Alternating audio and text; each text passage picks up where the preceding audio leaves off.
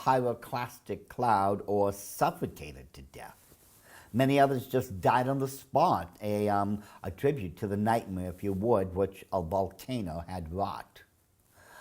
All told, Mount Vesuvius released its destructive forces towards Pompeii was an estimated 11,000 people had died during the days of Pompeii.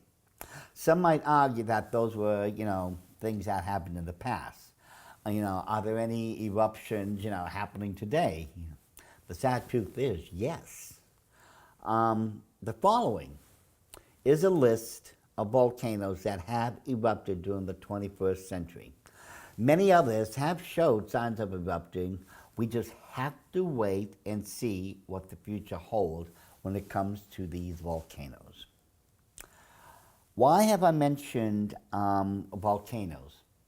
Since they are not part of the signs of Matthew, Mark, and Luke, which we used that, after those prophecies which declared that Israel must come back. I spoke briefly of volcanoes because prophecy dictates that they shall have a great impact upon the earth during the tribulation period. Revelation 6:12 teaches us that there's going to be a great earthquake. In verse 14, then it tells us that the heavens are going to roll back as a scroll would, and that every mountain and island are going to be moved out of their normal places. These events can only be caused in a limited fashion. If I wanted to ascribe these events to something that is normally found in nature, I could say that the great earthquake that was spoken of, in Revelation 6:12, could produce such events. The Bible does state that this is going to be a great earthquake. So who knows how big it's going to be or the power behind it. I can add another natural cause to all the mountains and islands being moved out of their places. That would be volcanoes. Many volcanoes are preceded by earthquakes, and when we consider, once again, that the Bible states that there are going to be great earthquakes of unknown proportions at this point in history, who knows if that great earthquakes, or any of them, shall be responsible for all the mountains and islands to be, moved out in disarray. We could give these events a divine explanation, that every mountain and island shall be suddenly moved out of their normal position, could be chalked up to something that God had decided upon when the sixth seal is broken in verse 12. Perhaps there's no normal or natural explanation.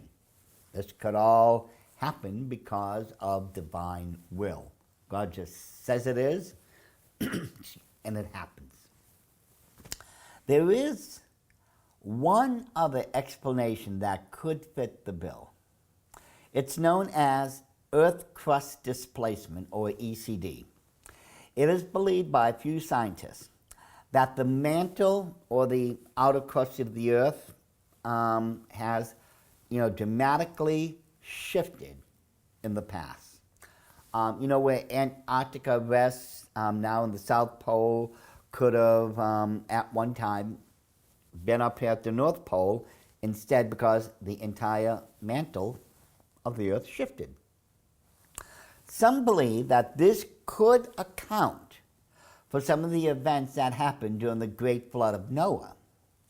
This particular theory was first put forth by Charles Hapgood back in 1958, and it did receive the approval of Albert Einstein. Albert Einstein himself did believe this was a very viable event that could happen. Earth crust displacement, or what's also known as the polar shift theory, could suddenly displace every mountain and island on the Earth. There is one problem with this theory, though. Many scientists believe that if ECD, or Earth crust displacement, is true, it would take many years for the entire mantle of the Earth to shift its position. However, in the book of Revelation, I believe many things are possible.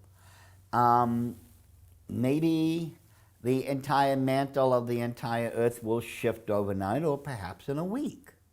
In either case, the destruction literally is going to be off the scale. It has to be if we're going to see all the volcanoes and islands move out of their natural places. There is one other cause that could make the mountains and the islands move out of their normal places, and this one is really disturbing to me: nuclear bombs. Nuclear bombs, just like volcanoes, can throw up so much debris into the atmosphere that the sun and moon can be temporarily blocked, and sometimes cause them to appear as if they just turned into blood. Plus, if you've ever seen a nuclear detonation, all the clouds are suddenly pushed out of the way almost instantly.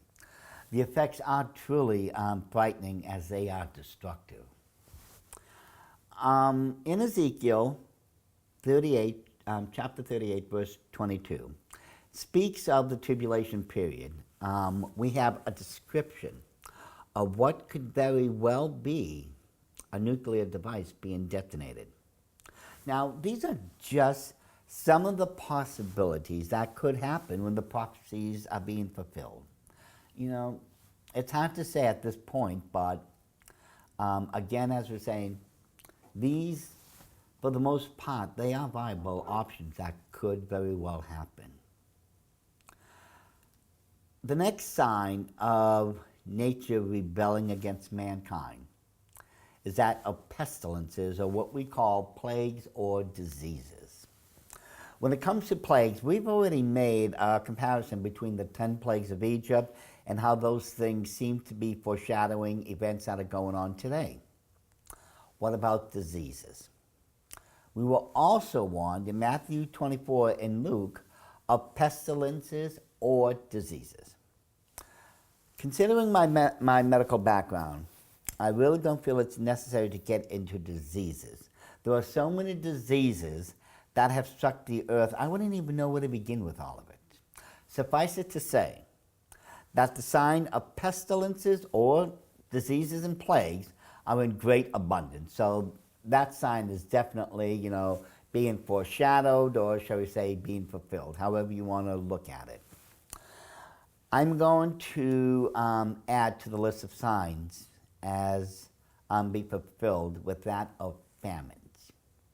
Matthew 24, Mark 13, and Luke 21 also warned in those verses that famines would also be part of the signs to look out for before the return of the Lord.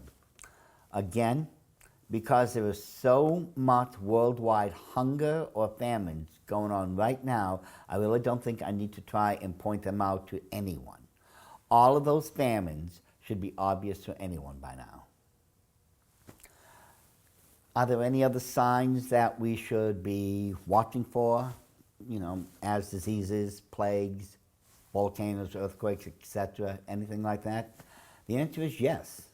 And we shall pick up this thought in our next chapter.